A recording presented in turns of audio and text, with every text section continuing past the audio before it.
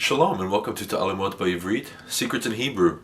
Today we're going to look at something in this week's Parsha, in the book of Exodus, in Parshat Vayakhel, and this is a joint Parsha, Vayakhel and Pekudei.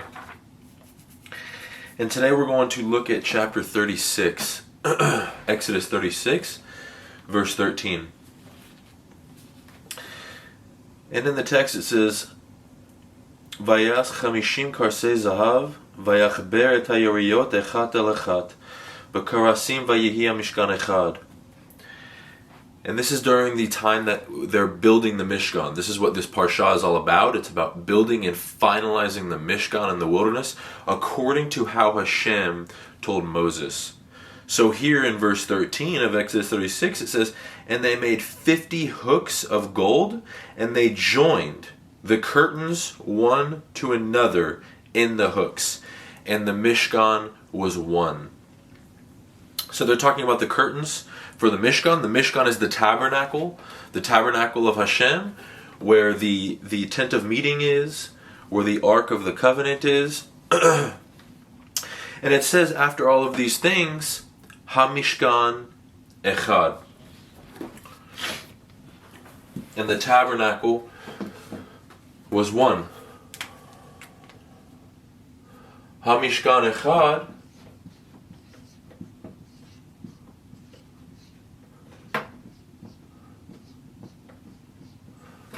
the tabernacle was one.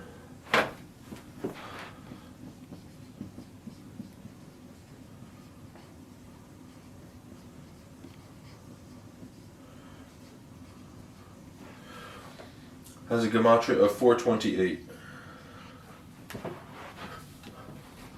HaMishkan Echad, the tabernacle was one, is 428.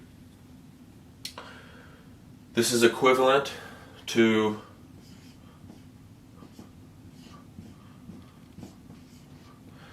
V'shevi'im. V'shevi'im. This is in Genesis 5:31. And this means and 70. So the tabernacle being one, the tabernacle is finally one. It says, Vayehi HaMishkan Echad. 428 is equivalent to V'shevi'im, and 70. So, and 70 is actually the gematria for the letter Ayin. And so it's actually telling us and the Ayin. So when the Mishkan becomes one, it receives the letter Ayin. Why is this interesting? I have a video previously on my YouTube channel called Yeshu to Yeshua, and how right now Yeshua is not known as Yeshua in Judaism.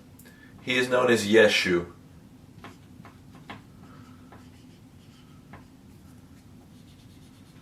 He's known as Yeshu. He's missing the letter Ayin. His name usually is supposed to have a letter Ayin. Right now, he's missing the letter Ayin. The Ayin has a gematria of 70, which is a representation for the 70 nations, showing that this Ayin is amongst the 70 nations. It's also the age that David died, King David, showing that whenever he receives the letter Ayin, he will go from Mashiach ben Yosef to Mashiach ben David. Okay? And the Ayin is also the word for I. That whenever he receives the letter Ayin, where he's no longer Yeshu, but he's Yeshua, the Jewish people will see him. Okay?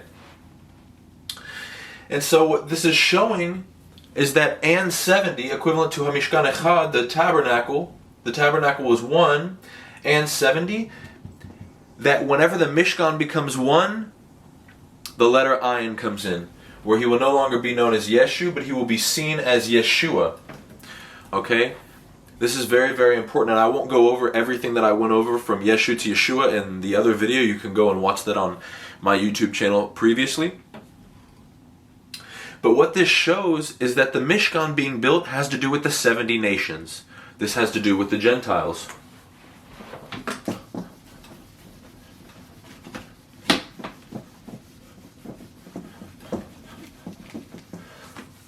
This is the reason why we see two very specific people chosen in the book of Exodus, chapter 36, verse 1, to build the tabernacle.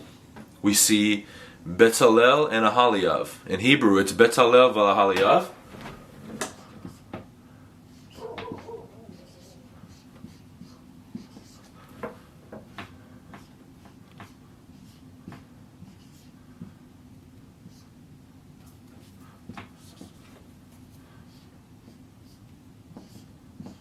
Okay, Bezalel v'Aholiav in Exodus 36 verse 1 is equivalent to 208. This is who God chose. It says in Exodus 36 verse 1 to be building and leading for the tabernacle, to make it one, right? And it's equivalent to 208. 208 is equivalent to Hagar, the Gentile convert. This is also the word for the ger, Hagar, when it talks about the sojourner who comes and dwells amongst you. These are the Gentile converts, the Gentiles that come to faith in the God of Israel. Okay, so Bezalel v'Aholiav is equivalent to 208, is equivalent to Hagar, to be the builder of the tabernacle. And once Hagar builds the tabernacle, then we see what we just saw with Exodus 36, Vayehi ha-Mishkan echad. The Mishkan becomes one, and it's equivalent to V'Sheviim and 70, which 70 is the gematria of the letter Ayin, where Yeshu receives the letter Ayin for it to be Yeshua, to be recognized by the Jewish people. This is what Sarah was referencing in the book of Genesis, chapter 16, when she tells Abraham, go into Hagar, and she will have a son, and perhaps I will be built up in her. So there's something about Hagar that builds Sarah up. Okay? And it has to do with the building of the Mishkan. This has to do with the Gentiles coming into their fullness. How do we build the Mishkan? Well, we have to study the Torah. And through doing mitzvot, through doing Torah. Okay? So this is the meaning of Genesis 48:19, as well as the book of Romans chapter 11. Both of them say that there will be malo hagoyim, the fullness of the Gentiles. The fullness of the Gentiles has nothing to do with numerical value. It has nothing to do with number. It has to do with the fullness of identity and coming to the true, not only revelation, but discipleship as a follower of Yeshua, the Jewish Messiah, so that then the Jewish people will recognize Yeshua amongst the 70 nations. Shalom and kol tuv.